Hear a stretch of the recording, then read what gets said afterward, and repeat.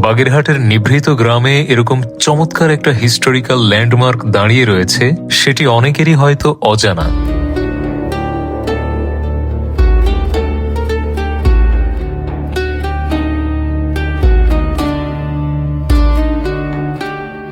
ঐতিহাসিকভাবে বাগেরহাট জেলাটি বেশ সমৃদ্ধ।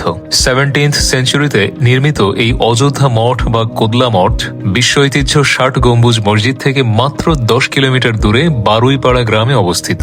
মঠটির স্ট্রাকচার এবং আর্কিটেকচারাল ডিজাইন খুবই ইউনিক এবং যথেষ্ট এক্সপেন্সিভ।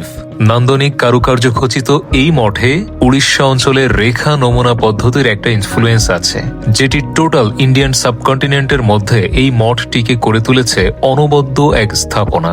মূলত বাগেরহাটের তৎকালীন রাজা প্রতাপাদিত্যের স্মৃতি এবং বাংলার সমৃদ্ধ ঐতিহ্য ও স্থাপত্য শিল্পের এক উজ্জ্বল নিদর্শন হল এই মঠ। ভূমি থেকে এর উচ্চতা 18.29 মিটার, আর মঠের বাইরের দিকে 5 কুলঙ্গি বিশিষ্ট বহুভুজাকৃতির দেওয়াল এবং পোড়ামাটির অলঙ্করণ কোদলা মঠের সবচেয়ে আকর্ষণীয় দিক।